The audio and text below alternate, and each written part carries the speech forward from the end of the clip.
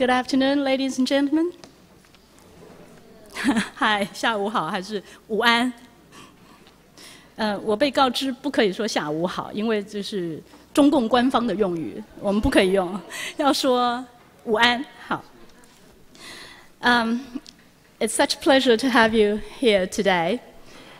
People are still coming in. I hope everybody gets a seat here. First of all, if possible, I would like everybody to get out this brochure, which is the work of our student volunteers who have taken all the time and effort in making the possible here. Every detail in there is the work of our volunteers. And if you turn to page 31, you can see why this event is possible here and what we, a group of people, why we are doing this. The foundation believes that nurturing visionary, open-minded, and responsible young citizens is very essential to the development of a vibrant civil society. And in July 2005, a group of local intellectuals and entrepreneurs decided that we are not going to only sit there and be unhappy about the things that are happening in Taiwan. We decided to do something. And the thing we decided to do was to establish a cultural foundation where the entrepreneurs devoted seed money and some intellectuals devoted their time to serve as board members. And I was demanded to donate my own name. And therefore, this foundation bears my name. It doesn't mean that I am anything special. It only means I am volunteer number one.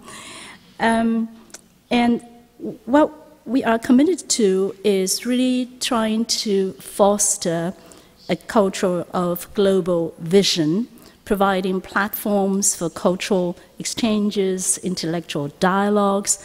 By so doing, hoping that our young democracy is going to be a strong and healthy and a vibrant one. And if you turn to the very last back cover of this brochure, there are two statements there which I would really like to share with all of you, because this is what we, the board members, and everybody who is behind what we are doing, and the volunteers, the two slogans that we really believe in. One is from James Madison, which says, "The advancement and diffusion of knowledge is the only guardian of true liberty." So there is no real liberty possible if we do not have knowledge. And that's what we're trying to do. And the second line comes from Gandhi, who said, "You must become the change you want to see in the world." So don't just sit there and groan how bad it goes. Well, let's do something about it if you don't like it. And that is why this foundation is formed. And in the course of 2 years, we started out very modestly. And for the 2 years, we witnessed how much assistance and how much encouragement we have gotten from all parts of the society. For that, we are very, very grateful. And of course, the reason why I'm showing you page number 31 was also, if you want to make your donation, here are the checks possible. Okay? But for young students here, you're also very welcome to join our volunteer team. The foundation is very, very small. There are only 4 full-time staff members, working closely together with about 100 student volunteers coming from all different universities. So you are very welcome to register as a new volunteer. We always need new thoughts and new blood. To begin with, there are many people that we have to show our gratitude to. This forum is possible. We have to sincerely thank 联发科, that's MediaTek Foundation. We thank Commonwealth Magazine, 天下杂志, and for thanks to 中山堂 staff for providing such a wonderful place. Our thanks and gratitude to 中国时报、中时电子报、BCC 中国广播公司、中华电信 was engaged in filming the event, and you can see the reproduction on MOD on 中华电信. And IC Broadcasting and the Landis Taipei Hotel, ICRT, and also Li Yuanjing 教授 who helped editing this whole thing as well, and Noah from Taipei Times. And then this brochure, there may be mistakes in there still. For example, population of Malaysia, it says 27 million about. And yesterday, when a group of scholars got together, they were pointing out, I don't think there are that many people in Malaysia, but we don't know. There are sources, so they're confusing and there are controversial numbers. But what I'm saying is, you can see the details in here. Every map, every figure, and every piece of essay here is collected, researched, compiled, edited and proofread by our volunteer students. To show our gratitude, I really like to ask you to give a very warm applause to our volunteers. Thank you very much.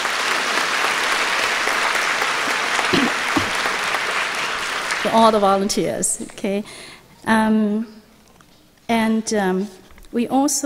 I'd like also to introduce to you some of our special guests here so that you know who are among us.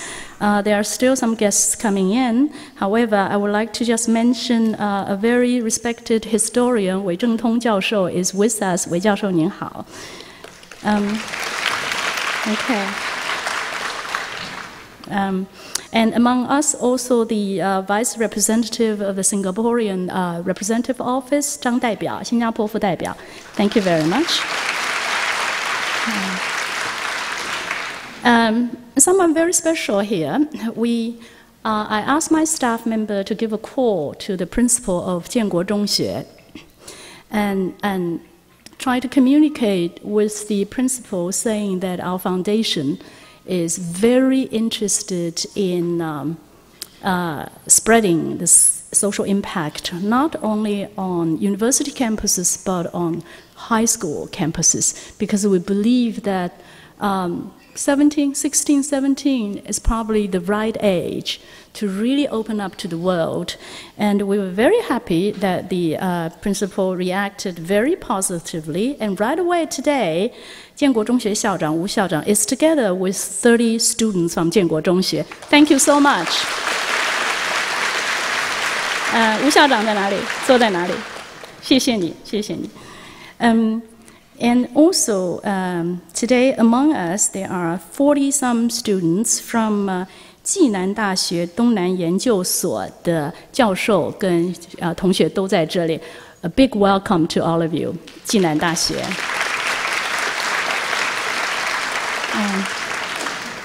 Okay, so 暨南大学的陈所長坐在哪里？陈所長，歡迎你。Okay. And among us is also the chairman and chairperson or chairwoman of the 中国时报 Cultural and Education Foundation. 于范英于小姐跟我们在一起，范英董事长。还有就是默默地做了很久的for a long time, she actually pioneered cultural and literary education. 简进会是洪建全基金会董事长 Miss 简 A big welcome. And then this person is very special. He has begun as our special guest, and then he became the speaker for our forum. And now he has given us so much support. I actually consider him kind of a #1 volunteer as well. And that is former ambassador to many countries and ambassador at large, 陆以正陆大使. Thank you for being here. Thank you. Okay. I cannot introduce all of you, but I also say our good old friend 林卓水委员也在这里。林卓水 ，welcome here. Okay.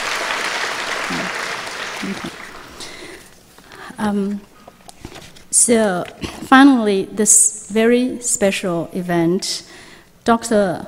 Wang Gengwu, he actually flew in after 4 hours of flight and 2 hours of delay at the Singapore airport, arriving last night, giving this talk this afternoon and tonight, and then leaving something like 5 o'clock in the morning tomorrow back to Singapore. I'm very moved by this.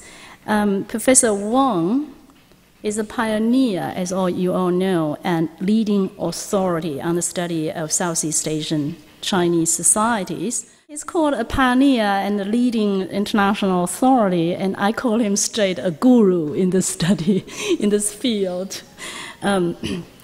He was born in Indonesia, raised in Malaysia, for some time studied in Nanjing, and then went to get his degree in London. He spent many, many years in Australia, and then he became Vice Chancellor of the University of Hong Kong. Vice Chancellor means actually the president. It's called Vice Chancellor is because of the system that the governor of Hong Kong is the chancellor of all the universities of Hong Kong, and therefore all the presidents are called the vice chancellor. So for many years he was the vice chancellor of the University of Hong Kong, and then he went back to Singapore and helped start out the whole program on study of East Asia. He himself is actually a kind of epitome of a Huaren concept. So not only that his study leads the field, but his life biography is kind of exemplifies what he studies in a very interesting way. Before he came, I already kind of warned him about coming to Taiwan. That is, we have a very anxious society here about cultural identity issues. I warned him that the Taiwanese are very eager to learn more about the outside world, but he probably should prepare himself for specific questions later. But what I'm going to suggest is Professor Wang is going to deliver his talk in English because this is the language of the working field. However, I think we'll just muddle through later because Professor Wang speaks perfect Mandarin and many other Chinese dialects as well. So after the talk, probably during our discussion, we could cross borders into Chinese languages as well. So it's going to be fun because the crossing linguistic borders itself, it's part of the spirit and part of the subject today anyway. So ladies and gentlemen, I thank you very much for coming here, and now let's welcome Professor Wang Gengwu.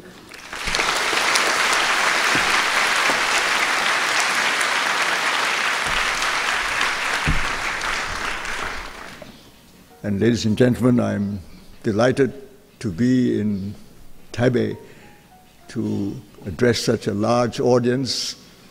I'm not accustomed to such large audiences these days, having been spending the last decade with small groups of scholars pursuing some small subject and not very often lifting my head up to talk about bigger ones, especially not being involved in the kind of civic society that Professor Long and her colleagues are trying to stimulate and establish and create in Taipei. I'm very aware how important the whole NGO civic society movement is throughout the world, not least in my part of the world, in the region of Southeast Asia. There are now innumerable NGOs actively trying to change society, change the attitudes of people towards the world today, partly because the world is changing so fast, but partly because also the means of communication in the world today are so different from the past, and it is no longer possible to sit quietly somewhere and still know what is happening. You need to actually involve yourself in your own area and also try and look out at the rest of the world before it changes so fast that you will never recognize it again. So these are matters of general interest almost everywhere. And I am very touched by Professor Long's invitation to come to Taipei to speak to you all, because I have never done this before. I'm not a scholar of Taiwan affairs, but I have tried to learn about Taiwan from afar, and each time I've come to Taiwan, I have asked my friends to try and explain Taiwan to me. My friends have bravely tried to do so, but because things are moving so fast in Taiwan, I continually am left behind and still fail to understand what is really happening. There's so much is happening, so much that I don't understand. But I am interested, and I do hope that through your questions, they may actually help me understand a little more about your concerns. For myself, I think Professor Long mentioned I have a Southeast Asian background, as you know, and therefore it seemed to me quite relevant, and Professor Long has encouraged me to talk about the subject, to talk a little bit about my own experiences as someone who has been through this question of identity change, identity adaptation, and even just to understand the concept of multiple identities, how all of us, and I believe it is true of all of us, face the question of multiple identities in our lifetimes. And those of us of Chinese descent who were born and brought up in Southeast Asia, this has become the norm for the last 5 or 6 decades. The situation is still fluid. It's far from settled. And in the course of time, I think you can expect even more changes happening in our region. So I'm not talking about something that is truly past, nor can I tell you what is likely in the future. But what I can say is that the experiences that we have been through in Southeast Asia is something that is becoming more common throughout the world.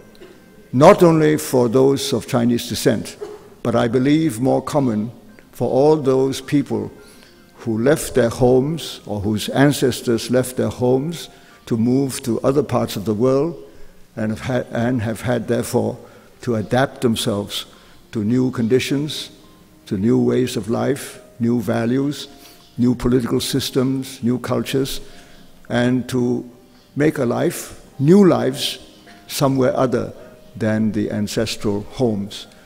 So this is something I believe is more and more universal.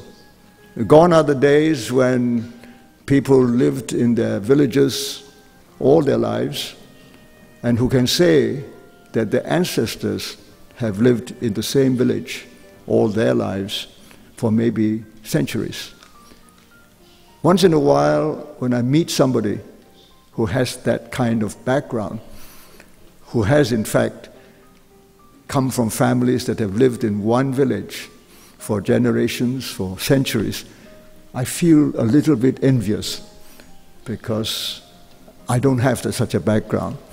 There is no village in the world that I can say is my ancestral town now. It's just, things have just changed again and again. And I have never lived in one place long enough myself to say that that, and that alone, is my home and hometown. So that envy that I feel for those who can claim that they have been and originated from one village, one place, all their lives, and so have their ancestors. I do feel that from time to time. At the same time, I'm aware that the world has changed, things move fast, people move around a great deal more than ever before in the history of humankind, and that our attitudes towards life, towards the world, our attitudes towards societies other than our own have to change and adapt to these new circumstances. So these are some preliminary words really to express my particular gratitude to Professor Lung, who afforded me this opportunity to come and meet you and to talk a little bit about something that I have been interested in all my life. I have chosen to speak in English rather than Chinese because I think I can better describe the multiple nuances of the concept of Huaren, for example, because I think I can do that better to explain this Huaren consciousness in English. By speaking in English, I underline the multiple nature of Chineseness that characterizes in a very peculiar way, characterizes in many ways, many peculiar ways, the Chinese communities in Southeast Asia, and I believe also elsewhere. Also, English is the language of official intercourse in the whole region of Southeast Asia. It is a language in which all business concerning cross-border policies by all the countries involved, all those discussions concerning the Chinese communities in Southeast Asia are also held in English. Now, this has not always been so. As you know, this is the colonial background of Southeast Asia, and I'm not sure how familiar you are with that background, so allow me to just say a few words about this. Forgive me, those of you who know the story already. But for those who are not familiar, let me say that the region was under colonial domination for many hundreds of years. It started with the coming of the Portuguese, about 1511, to Malacca. And after that, the Spanish came to the Philippines. And then came the Dutch to Java, using Batavia, now Jakarta, as its capital. And then came the British, who came to the Malay Peninsula, to the island of Penang, and then later on to Singapore, on their way, of course, to trading with China. Incidentally, many of these colonial powers used Southeast Asia very much for their trading with China, their trade with China. At that time, probably the richest country in the world was China. And most of the trading countries elsewhere saw the markets of China as so important to them that they were prepared to travel thousands and thousands of miles under very dangerous conditions over the seas and oceans to come to Southeast Asia on the way to trading with China. That actually has always been part of the history of Southeast Asia. The places on the way to trade with China. This was true of the Indian merchants 2,000 years ago. It was true of the Persians and Arabs from the eastern part of the Indian Ocean who also wanted to trade with China and would come through Southeast Asia and use Southeast Asia as a kind of base for their trade with China. So there's a long history, and the role and place of Southeast Asia as a major sort of trading junction, crossroads between all the countries to the west of Southeast Asia and with China is well understood and recorded. And people in Southeast Asia are almost always conscious of the importance of the China trade for the economy of Southeast Asia. I underline this point which goes back a couple of thousand years. I underline this point today because in many ways this situation is coming back to Southeast Asia.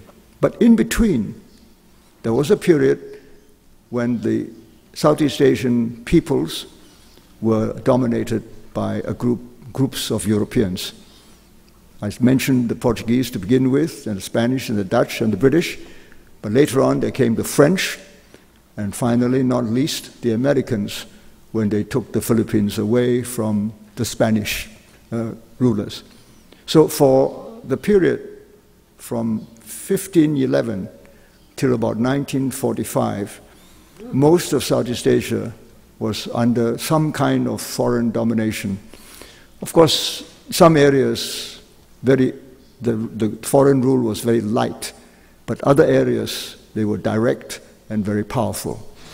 And those areas where the Europeans were directly ruling territory and very rich and powerful, those great port cities which they used for their trading bases, attracted a lot of Chinese.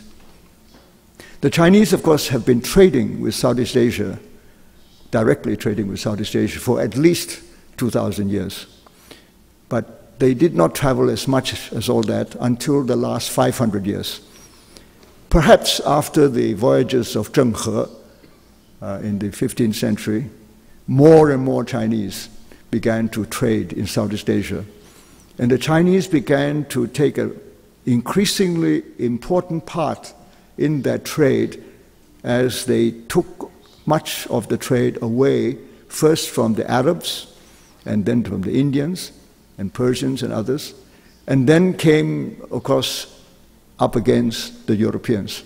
So when the Europeans arrived in Southeast Asia, the most important merchant groups around Southeast Asia were Chinese, most of them coming from Guangdong and Fujian. Perhaps the most adventurous and earliest of the Chinese traders in Southeast Asia were from Fujian, from southern Fujian, from what is better known to you as Quanzhou and Zhangzhou. Those two places had some of the most adventurous, most courageous and daring traders who went out to sea and dominated the maritime trade of China for the next few hundred years. The Guangdong people followed, but they were not quite as active until later on. In fact, the Guangdong people who first followed the Fujian people, the Minnan people, were the Chaozhou people, who were very similar, who were also very active at sea. The Cantonese of the Pearl River Delta, the people of the Guangzhou Fu and Zhujiang Sanjiaozhou, those people did not go so far until later. On the whole, the reasons are very simple, and I think you are all aware of it. It is something to do with the economy of southern China itself. The rich parts of southern China did not send people overseas very much. It was the poorest parts, where people could not make a living easily. Those people went out first, and that is why the Minnan people did that. The Hokkiens, Fujian people of Minnan, they lived in the very poor part of South China, very mountainous, not good for rice cultivation, very few valleys, not very fertile. And so quite early on, they turned to the sea as fishermen, sailors, and then became maritime traders. Guangdong, on the other hand, Guangzhou particularly, the whole Pearl River Delta was very fertile, the economy was strong, and it was not so essential. So they were much later. So the Fujian people, particularly, with the Chaozhou people following close behind, began to trade in Southeast Asia in larger and larger numbers, while at the same time the Europeans were entering the area. So for about 200 or 300 years, the relationship between the Chinese and the Europeans who came to dominate Southeast Asia was a very complex one, partly leading to conflict and competition, but partly also collaboration and partnership in trading ventures of one kind or the other. So it was complex, and there were times when the Europeans would try and destroy the Chinese traders, and there were other times when the Europeans invited the Chinese to be their partners in trading in the region. That complex relationship has a bearing on what happened to the Chinese communities in Southeast Asia after the end of the European period, and I shall come to that later on. This is a colonial background I thought I'd just give you, but as I said earlier on, today, unlike any other period, we find a Southeast Asia in which English is the common language. Very extraordinary circumstances. The reasons are very simple. The major languages of Southeast Asia are not known to other speakers. So it is not possible to communicate in a common language in Southeast Asia. The nearest thing to a common language is among the Malay people of Malaysia, Singapore, and Indonesia, where Bahasa Malaysia, that's the Malay language, or the language of Indonesia, are similar. So 4 countries use a language which is mutually intelligible. That is Singapore, Malaysia, Indonesia, and Brunei. They use Malay. But none of the others have languages which are remotely like it, and they're totally unintelligible. The Thais have their own, Cambodians, the Vietnamese, the Burmese, and the Filipinos, the Tagalog language. They're not languages that they could use with one another. So in their wisdom, the leaders, the new leaders of the countries after the independence in Southeast Asia, agreed to use English as the lingua franca, the common language for their official business. The interesting thing is that this is not entirely new to the region. Before that, the lingua franca of trade in the ports of business was actually Malay. Malay was a language which was used in the original Malacca Empire from the 15th century onwards. It was spread right through all the islands of the Malay archipelago. It is also used in the ports, the markets of places like in Thailand, Cambodia, and Vietnam, in the ports, for trading purposes, as a market language. So actually Southeast Asia had a lingua franca, but that was replaced by English in the last 50 years. So today, all discussions about the problems of the region are done in English, officially. Problems of minorities, like the Chinese, people of Chinese descent, those problems are also discussed and debated in English by the government. So in that sense, talking about this subject in English makes good sense, because that's how the whole problem is perceived, explained, and understood by the peoples in the region. But earlier on, of course, there were so many other languages, but I won't go into that now. One other thing I should mention, I did mention the Chinese coming from Fujian and Guangdong. They didn't all come at once, of course. At first, there were only small numbers who came to trade, mostly merchants. But slowly, large communities began to grow in the cities, only in the port cities. And they work very much in the world of commerce.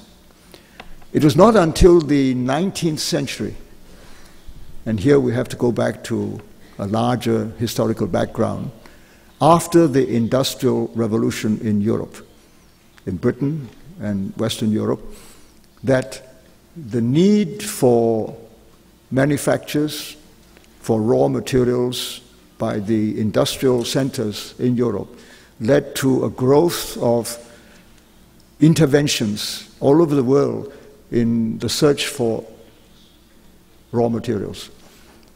The need for mining, plantations, everywhere. The British took the lead, but followed by the French, and later on by Germans and others, other Europeans. And there they found the need for cheap labor, This is still true today, as you know. All businessmen are looking for cheap labor somewhere or other. And this is not new.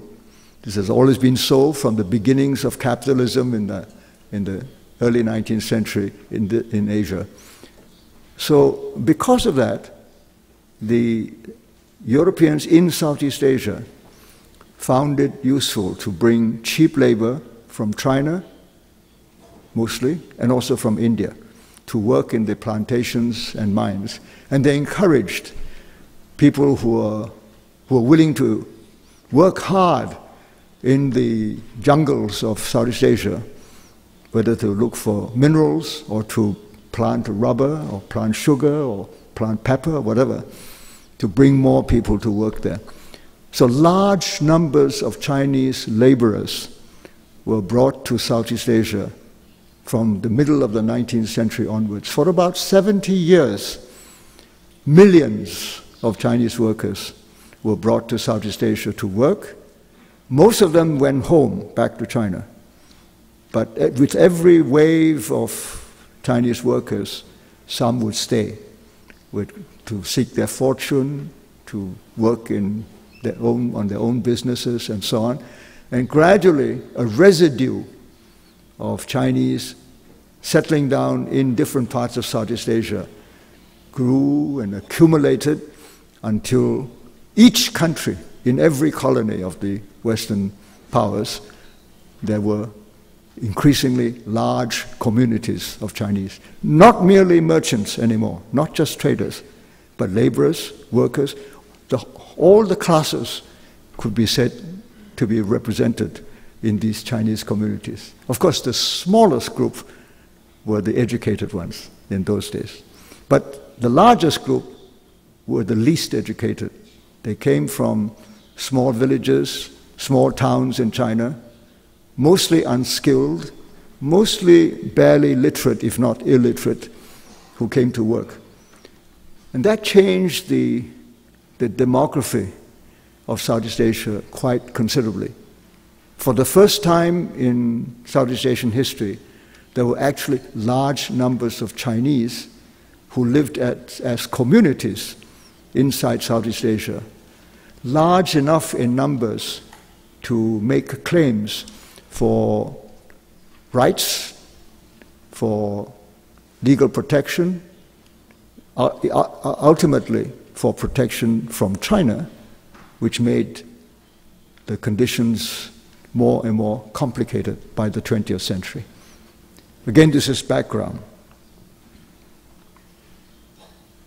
But you can see that the Chinese communities were formulated over a very long period of time. But by the 20th century, some of the communities were really very large. And when they were large, they set up their own schools.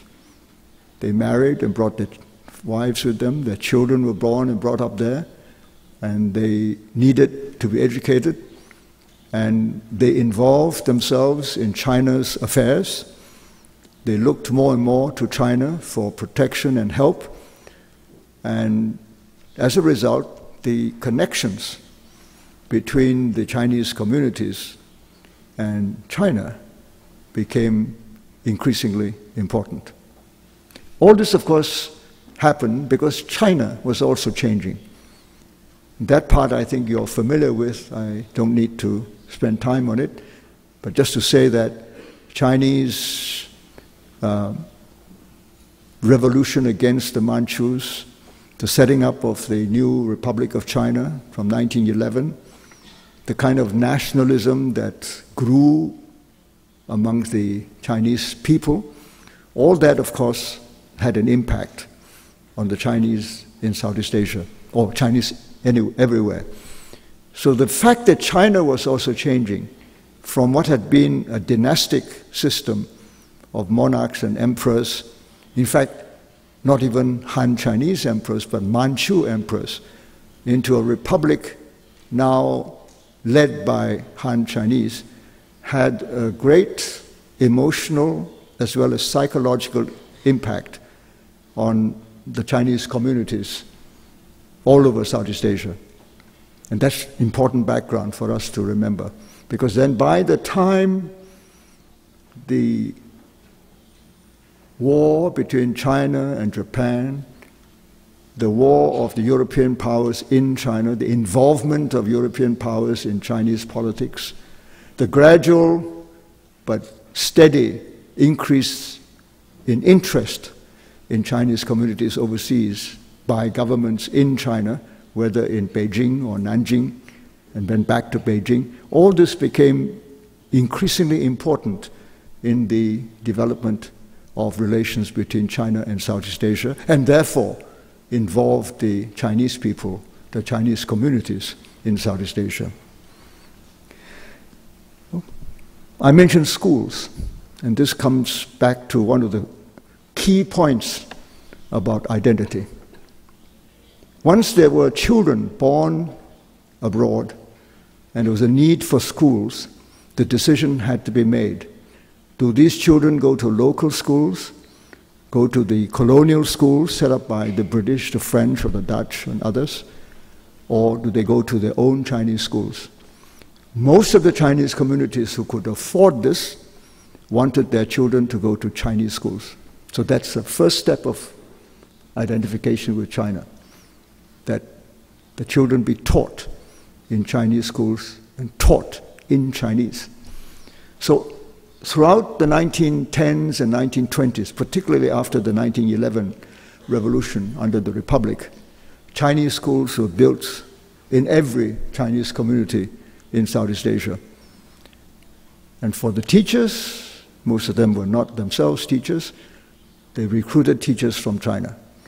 And for the first time, more and more educated Chinese, literate teachers, could come to Southeast Asia to impart their Chinese consciousness, Chinese history, Chinese culture in a formal way, not just by custom and practice, but in a formal way in the classroom to the children of the now called Huaqiao, the Chinese living abroad.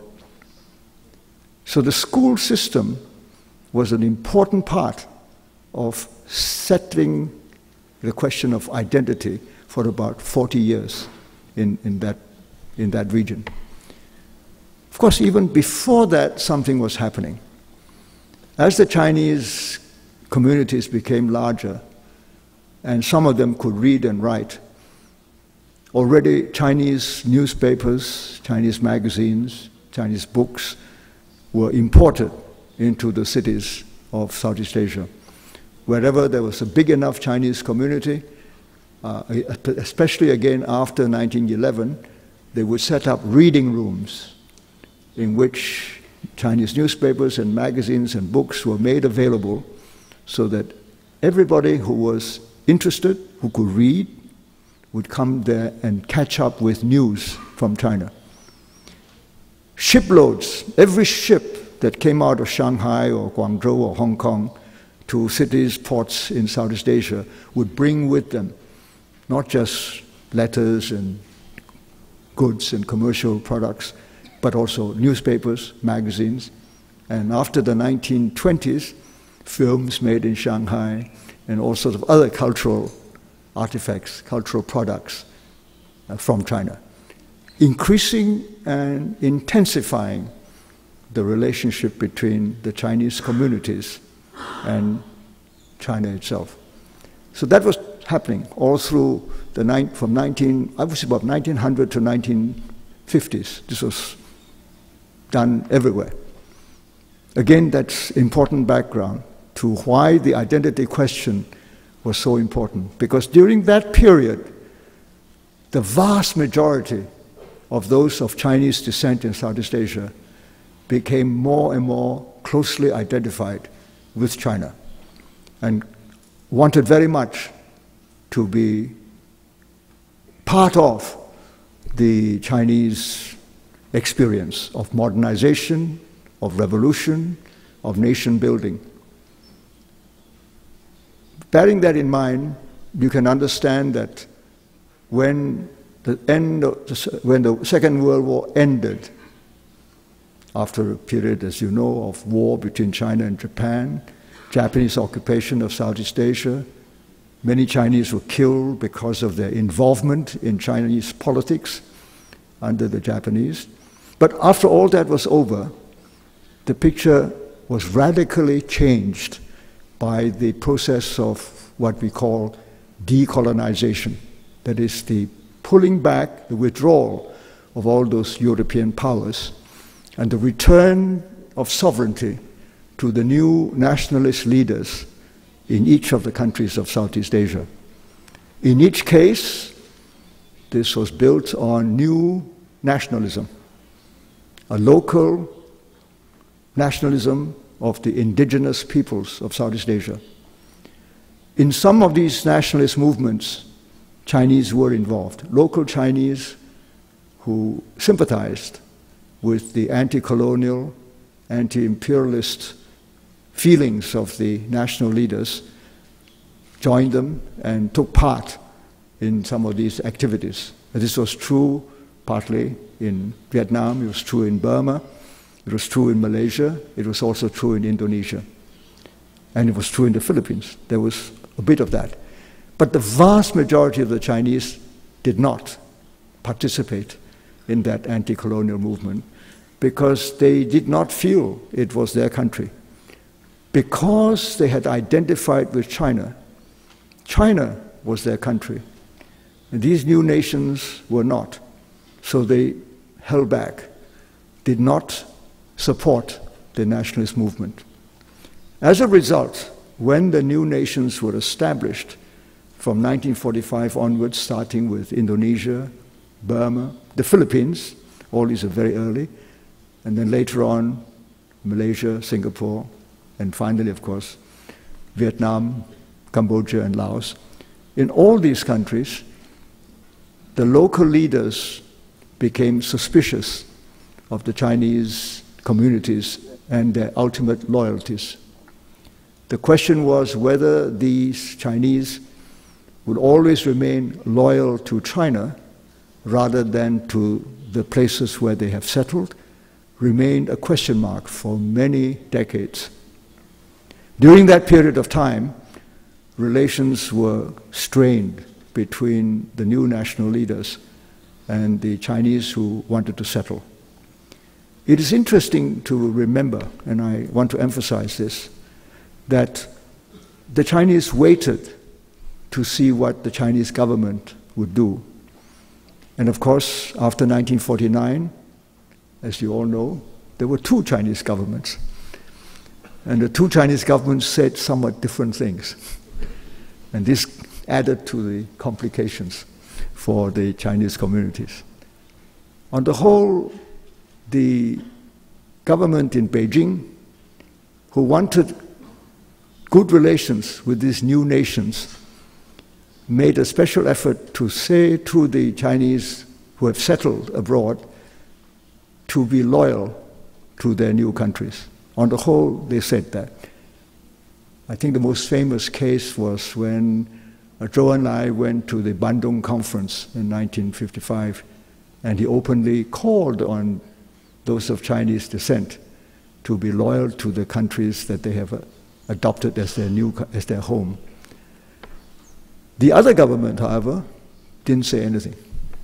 At least they retained the old policy that a Huaqiao is a Huaqiao. I don't need to go into the details of this, but they did not say either way. They were very careful, cautious, but the policy of Huaqiao and looking after the Huaqiao, protecting the Huaqiao, and calling upon Huaqiao support for their cause remained more or less unchanged for quite some time. Now that added to the complications. But essentially, because of Zhou Enlai's statement and other similar statements calling upon the Chinese to be loyal to their countries of adoption, that became the practice for most Chinese. And that was when this debate among the Chinese became serious. The choice had to be made. And there were essentially three choices. One was to forget about living abroad and return home to China. One was to stay and completely accept local loyalty, become a loyal citizen of a new country and cut off their political connections with China totally. The third choice, the more ambiguous choice, was to say that they will remain, they will be loyal to the new nation, the new countries, on the political level, but they could keep and retain their Chinese culture, to separate political identity from cultural identity or ethnic identity. So these were the three choices that most Chinese in Southeast Asia were faced with. It was not a difficult choice for the young people, because they were not involved in the politics of an earlier period. But for the older generation, it was a very difficult choice. So the older generation agonized over this for many, many years. But most of them were practical enough to know that they have to make a decision for their children and grandchildren. And their decisions determine what the Chinese did. Those who wanted their children to be always Chinese, send them back to China, or allowed their children to go back to China. Those who were happy for their Chinese to be totally loyal and become useful citizens in the new countries, encouraged their children to go to local schools, to local national schools, to learn to be true and loyal to the new countries. But at the same time, the vast majority still wanted their children to retain their feelings about Chinese culture and Chinese values, so that at least within the family, within the community, when they do business, they will still do it like Chinese, as Chinese, and behaving in a Chinese sort of way. But this is probably, I'm oversimplifying, because it's extremely complicated, and it varied very much from one family to another. And many, many very difficult decisions had to be made in each family. But over time, as the young generation grew up, the decisions became clearer. And in any case, one very important factor was how did the governments treat these Chinese communities? A very difficult one to predict. The governments were not always consistent. We have to recognize that. Governments changed. For example, take Indonesia. Under President Sukarno, the first president of the country, President Sukarno was very close to China politically. The government of Indonesia and the government on the mainland of China were very close. So President Sukarno was much more relaxed about how the Chinese in Indonesia behaved. Of course, legally, in terms of citizenship and in terms of trust and confidence, he was always very careful. But on the whole, the policies were not particularly harsh on the Chinese. But that connection with China, of course, had ideological baggage, so to speak. And when President Sukarno was overturned and was replaced by President Suharto after 1965, the policy completely changed.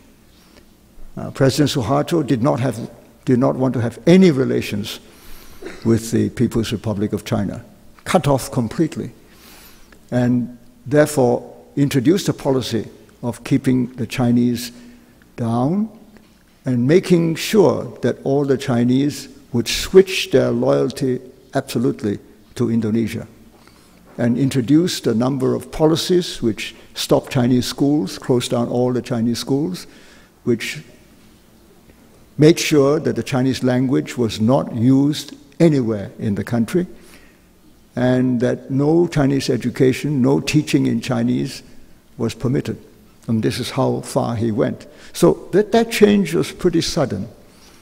And there was very little time for the Chinese in Indonesia to adjust to these changes. So you can imagine what a tough time it was for those Chinese to adjust, even within one country, when government policies change so radically. In other countries, things were a little bit better, not so sudden, but there was never absolute certainty about what the government would do about Chinese policy. Certain countries are a little bit more consistent than others. Probably Malaysia and Singapore, for instance, is a very special case. I need hardly explain that. I think most of you know more about Malaysia and Singapore than the other countries. And in any case, Singapore has a Chinese majority of 75% of the population. Malaysia, once upon a time, had over 30%, now about 25%, but still a very sizable minority in the country. And therefore, the policies are somewhat different because, as one historian says, numbers count in history. So people count how many there are, what power or influence you wield because of your numbers, and adjust your policy accordingly. So in Malaysia and Singapore, where the Chinese numbers as a percentage of the population was higher, then the policies were of a different nature. But where the Chinese were small minorities, even though, as you see from the numbers in your booklet, Indonesia theoretically has people of Chinese descent of about 7-point-something million.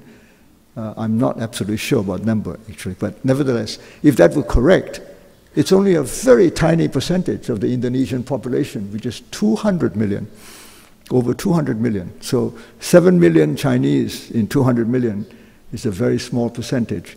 So it's a percentage that matters. And with a small percentage, there is really very little the Chinese communities can do to guarantee their successes. So the smaller the community, the more you have to adapt quickly to the new circumstances. So that's the general picture.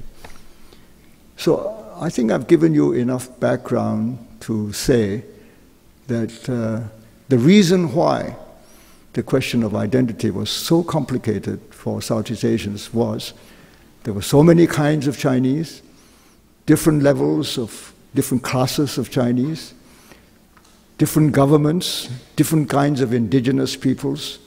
For example, if I may just give another one, if the indigenous peoples are Buddhists, the Chinese respond in one way. If the indigenous people are Catholics, the Chinese have to adapt themselves and respond in a different way. And if the majority are Muslims, it's even more difficult for the Chinese to adjust themselves to a religion like Islam. So in Indonesia, you have them, in Southeast Asia, you have all these religions. Many varieties of Christianity, varieties of Islam, varieties of Buddhism. And Chinese Buddhism, as you know, is not the same as Thai Buddhism or Burmese Buddhism or Cambodian Buddhism. It's a bit more like Vietnamese Buddhism, but Vietnamese have other religious groups which make the position a little bit different. So there are many circumstances, so it is very hard to generalize about what the Chinese did in Southeast Asia. Each group of Chinese had to respond according to the circumstances it found itself in. The amazing thing is that most Chinese found ways and means of adapting themselves to the different circumstances. So at the same time, we wonder what the Chinese could have done had the circumstances been different, and at the same time also wonder how extraordinarily adaptable and practical and pragmatic the Chinese people are. And so these are things which leave a lot of scholars who study the Chinese quite puzzled sometimes. How can you generalize about people who can range from those who are willing to assimilate totally with local people and those who are absolutely loyal to their Chinese values? The range is considerable and remains so till this day, if I may just add that as the last point. I actually had a longer talk than this, but I will now skip all that. I think I've given you an explanation of the background. What I want to do now is to conclude by talking about some of the cultural alternatives that lie ahead. I suggested earlier on the Chinese communities vary greatly in size. Each has its own characteristics. I would now like to try and project that beyond Southeast Asia a bit and perhaps look at the Chinese community all over the world using the Southeast Asian example to give us some idea. And at least I would like to suggest a way of looking at it. And I would like to identify the kind of cultural decisions that the Chinese communities have to make or are making right now in the face of a world in which China is changing. Globalization is now very widely spread and affecting everybody's lives. And I would suggest that we can identify three kinds of what I call Huaran culture. The Huaran culture of the faithful, the Huaran culture of the peripheral, and the Huaran culture of the marginal.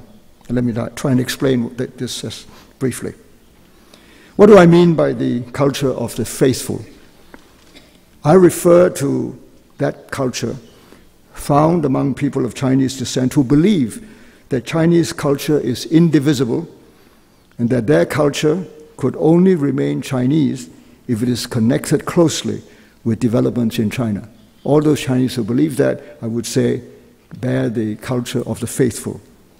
They consist of an educated and articulate group of Huaran who have been troubled by the challenge of the ideologies of communism, Marxism, Soviet Union's model, and so on, that prevailed in mainland China, especially by the excesses of the Cultural Revolution.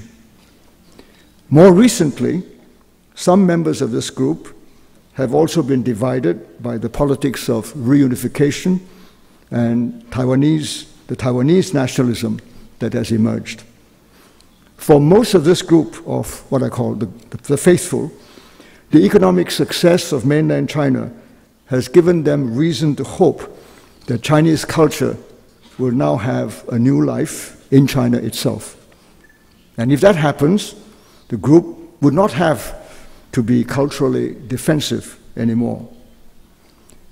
Furthermore, large numbers of what they call new migrants, 新移民, to North America, Australia, New Zealand, to Europe, this in the recent decades, including those from Taiwan, they represent the greatest ever movement of educated Chinese talent going overseas. And many of these new migrants have joined the ranks of intellectual Huaran, if I may call them that, and they now bring a new authenticity, the true nature of Chinese culture, so to speak, or at least the current Chinese culture, to what had previously been evolved from local cultures from Fujian and Guangdong. Most of the new migrants or new immigrants do not subscribe to Maoist ideology or communism, which is still embedded to some extent in China itself. Instead, they bring fresh faith to those who look to deepen the connection with China. The Xinyimin have educational backgrounds that equip them to play useful roles in the Huaran culture of the faithful. And if they are active among the Huaran communities, they may even help to redefine the faith in a rich and adaptive Chinese tradition, some new traditions of Chinese culture in the future. For example, many Huaran in the fields of science and engineering have been inspired by brilliant scholars like Yang Zhenning, and those in the humanities by thinkers of the caliber of Du Weiming and Yu Yingshi. And in the performing arts, I expect the Huaran faithful to be very excited by the work of artists like Tan Dun and by others who have decided to settle abroad, who have come from China and decided to settle abroad. In time, the modernity that these thoughtful and talented Huaran have found stimulating in their host countries could also be enriched by what they consider to be authentic Chinese traditions that some of the Xin Yimin have brought with them abroad. And this could in turn change the nature of the Huaran culture of the future. In any case, the culture of the faithful is likely to track the future development of modern culture in China very closely. They'll watch China very closely, and especially when these new migrants settle down abroad in large numbers, especially if they do so in large numbers in some of the new communities in the West. Apart from the faithful, other Huaran cultures are the products of earlier Chinese migrants and their descendants. Now, such communities, and I call them peripheral to those who determine the nature of Chinese culture, they have now become very distinctive in Southeast Asia. This is particularly true in Southeast Asia. On the whole, their peripheral cultures derived richness from local cultures and also cultures from the West from which they have learned, especially when they have direct contacts with modern Europe, North America, and Australia. Over time, the communities have changed the cultures that their ancestors had brought to Southeast Asia, but most of them would like to keep up their links with the heritage. They do not give up trying to be as authentic as possible and are grateful when the Chinese in China approve of what they do. And should China recognize parts of this culture as worthy, as innovations on the periphery of China, then these Huaran would see that as success and achievement. Of course, a great deal will depend on how strongly are they able to stay in touch with developments in China, particularly in Chinese education and various Chinese cultural activities. The larger communities in Malaysia and Singapore are in a good position to keep these peripheral cultures alive.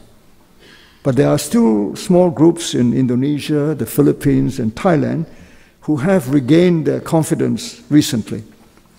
In the special case of Singapore, the local-born leaders of Chinese descent now have the power to formalize its own peripheral Chinese culture.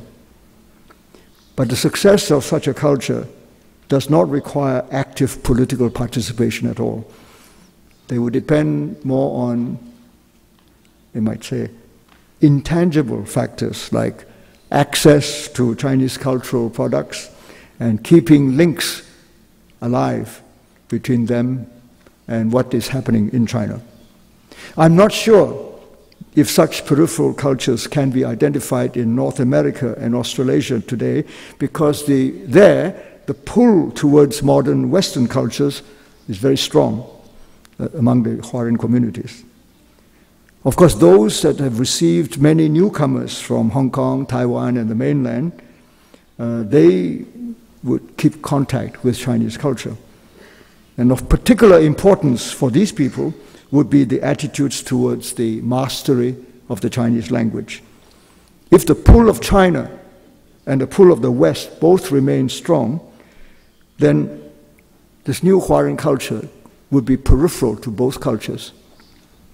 And that would be beneficial if it provides the Huaran bridges between the cultures, between the adopted countries and the China that is rising and becoming more important today. And it also helped probably to minimize people's fears about China. This may be a bit far-fetched, but I have often wondered if successful Chinese who have received global recognition, such as people like Y.M. Pei or Bei Yuming or David He, He Dayi, in the professions and in academia, and even someone like Li An in film production, could become models for the people who live in peripheral cultures. Whether this can happen or not, I'm not sure. But the study of the Chinese language, if the language is easily available to people who live in these cultures, would be very important, especially when they live in the West, where access to the Chinese language is probably not as easy as for those who live in Southeast Asia. Let me end with the culture that might be described as marginal. These are not always recognizably Chinese. The culture, not always recognizable as such. But the people who have nurtured these cultures insist that they are Huaran, that they are Chinese. In Southeast Asia, we know about groups like these. Some of them call themselves Baba or Peranakan. And these are Chinese who are descended from settlers long time ago. And they've developed their own cultures, very distinctive local cultures. And they happened at a time when the indigenous cultures of the host country were not yet dominant. And the local-born Chinese who had intermarried and are of mixed descent did not want to assimilate totally.